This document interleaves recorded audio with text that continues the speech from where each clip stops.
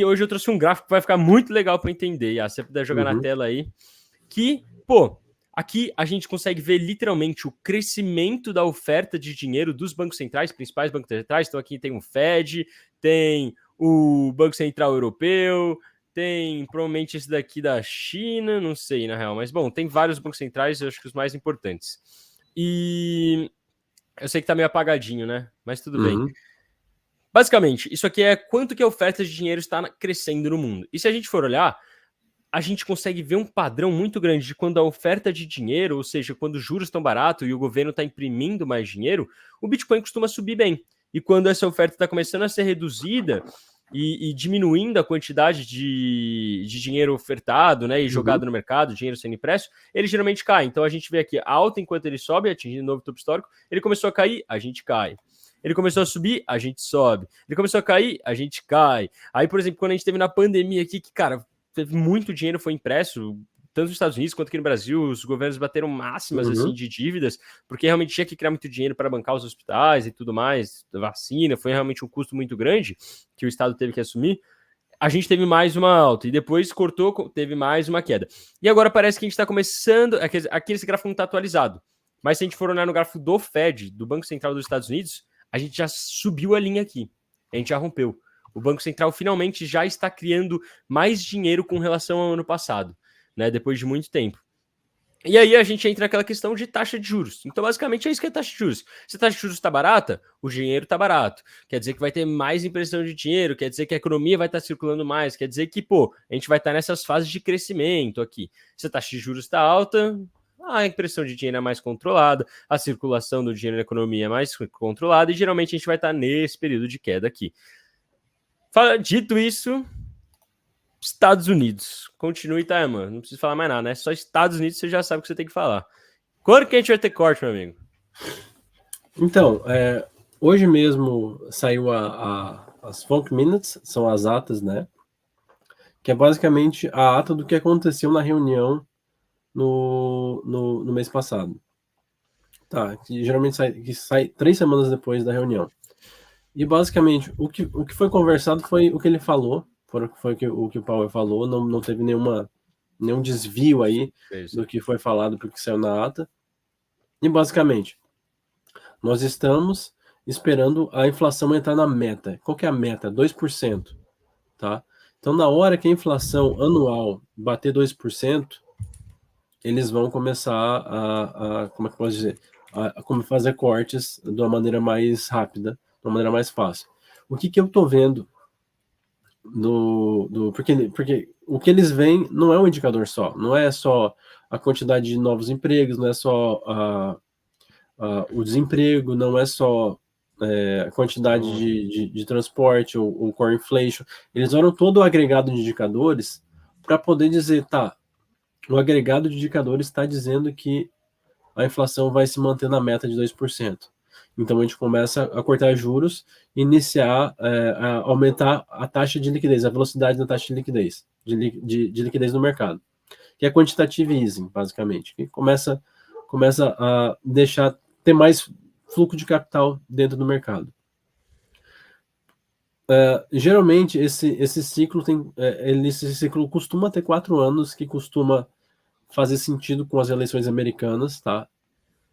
Então, tem um pouquinho tem uma brincadeirinha aí. Costuma ter 4 anos e costuma coincidir com eleições americanas, tá? Então, e não foi à toa que fizeram o Bitcoin com esse ciclo de 4 anos para poder coincidir com esse ciclo de liquidez. Porque quem fez o Bitcoin entendia de macroeconomia, entendia de ciclo de liquidez. Você acha mesmo isso foi pensado? Eu nunca pensei isso. Se você pode olhar nas correntes dos mail letters dos cypherpunks. Eu fiz esse trabalho, dei uma olhadinha. Obviamente, não cheguei necessariamente a ver falando do ciclo de eleição dos Estados Unidos, mas tem muita discussão de macroeconomia e de microeconomia, tá? Teve foram anos aí de conversa para poder chegar nesse ponto. Só que vamos só falar um pouquinho mais do Bitcoin.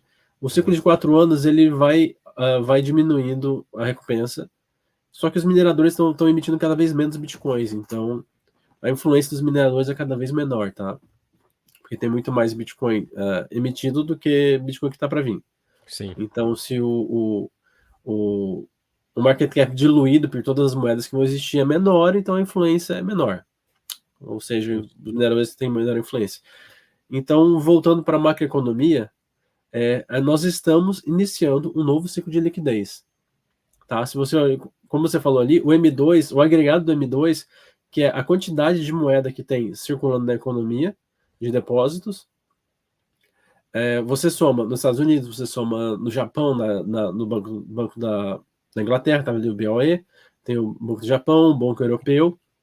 Então você agrega todos esses daí e você tem uma noção de quanto de dinheiro tem circulando na economia. Se tem mais dinheiro circulando na economia, tudo vai valorizar, vai ter inflação, Bitcoin vai absorver isso daí.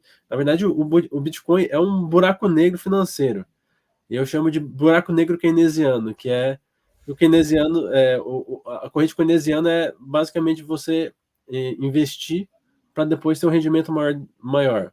Só que os governos deturparam a ideia do keynesianismo de basicamente emitir para politicagem, tá? Que é no fim das contas, o homem acabou fazendo isso com a corrente do Keynes, enfim, ele deve se remexer no caixão dele até hoje. E daí, toda vez que tem ciclo de liquidez, injetando dinheiro, o Bitcoin vai lá e absorve esse excesso de capital. Porque a tese dele é basicamente essa, escassez digital. Tá? Então, perfeito, eu nunca tinha pensado nisso. Mental. E por isso chamam de Keynesian Black Hole, o buraco negro keynesiano. Então, só para, cara, eu quero tentar passar isso pro pessoal em palavras mais humildes, tá? Que é sua, porque a sua você exagera aí, viu? Esse conhecimento tá demais, meu amigo, vai explodir o cérebro. Deixa eu até jogar de novo aquele gráfico aqui, que aí vai ficar mais fácil, eu acho, o pessoal visualizar isso. Porque aqui, então, mais ou menos, é um ciclo que se leva de 4 anos, onde a gente tem aumento na quantidade de capital em circulação, diminuição na quantidade de capital em circulação, aumento na quantidade de capital em circulação, diminuição na capital... Tal. Satoshi Nakamoto já havia visto isso, ou o grupo, quem quer que seja, e ele já se aproveitou a gente vai definir o halving no mesmo ano em que a gente tem, geralmente, o início do aumento da quantidade de dinheiro em circulação. Porque aí a gente vai ter um negócio que está reduzindo a oferta, enquanto a demanda vai estar aumentando. Então a gente vai ter um negócio feito para simplesmente se valorizar uma vez a cada 4 anos absurdamente, é o que você falou, engolir esse dinheiro extra que está chegando no mercado. Então foi genial o que ele fez, cara, assim, de uma forma que ele não quer sanear os governos, ele ainda se aproveitou do mau uso econômico dos governos para conseguir se valorizar. Então é isso que vocês têm que perceber aqui. Em 2010 estava baixa a quantidade de dinheiro em circulação, ele aumenta, e lá em 2014 volta a ficar baixo. Em 2014 estava baixo, ele aumenta, e lá para aqui na verdade é 2013, lá para 2016 volta a ficar baixo. E bom, então é um ciclo realmente de 4 anos, e ele se aproveitou disso muito bem. E agora, teoricamente, a gente está indo para a parte do ciclo que volta a aumentar. E, historicamente, quando aumenta, a gente tem alta. Quando aumenta, a gente tem alta. Quando aumenta, a gente tem alta. Será que dá para pegar um lápis aqui para rabiscar isso? Vamos ver se tem um lápis. Olha, eu fiz esse gráfico aí. Na verdade, eu tenho ele sem o Banco da Inglaterra. E, na verdade, eu tenho esse gráfico dividindo sobre a capitalização do Bitcoin. Você podia botar na tela, né? É um dos gráficos que eu... É privado, é só do tamanho esse gráfico aí. Bota para nós, cara. Aí, ó, então mais ou menos isso aqui, acho que deu para vocês verem. E teoricamente, então a gente está indo agora para esse momento de aumento novamente, e aumento novamente. Ó, nem deixou pintar de tão alto que vai ser o negócio. Inclusive, esse gráfico, ele vai para os relatórios aí, de vez em quando ele aparece. Muito legal, cara, muito bacana. E então, geralmente quando a gente tem esse aumento, vai pegando aí ele, que eu vou falando aqui. Geralmente quando a gente tem esse aumento, a gente tem que ter corte nos juros. Joga na tela para mim, Yas, também. Nossa, hoje eu não tô deixando a Yas em paz, bicho, tá maluco. Então aí a gente tem aqui, reunião do FED, a próxima reunião é daqui 3 semanas, 6 dias, 19 horas, 25 minutos. Tá? Vai acontecer no dia 31 de julho, né, que é o mês que a gente está agora. 91% do mercado acredita que a taxa de juros será mantida. Ou seja, ainda não vai começar a aumentar a quantidade de dinheiro no mercado. Só que, depois dessa reunião, a gente tem uma reunião dia 18 de setembro, E aí sim, a gente tem aqui, cara, mais de 73% aqui do mercado, né? A soma desses dois acreditando em um corte na taxa de juros. E tá crescendo, tá? Porque semana passada, só 56% das pessoas acreditavam nesse corte. Agora pulou para 68%. Então, assim, o negócio tá bonito. Se for olhar aqui também, semana passada, só... Ah, isso aqui tá igual, é verdade. Mas, bom, foi de 56 para 68. E a quantidade de pessoas que não acreditavam em corte era 37% semana passada. Agora já é 25%. Então tá se fortalecendo cada vez mais que a gente deve ver um corte em setembro. Com relação aos outros meses aqui, tem uma galera até que acredita que pode ter outro corte, mas a gente deve acabar praticamente aí aqui. Em dezembro, o pessoal acredita que a gente pode ter mais um corte. Então, pode ser que em dezembro a gente esteja...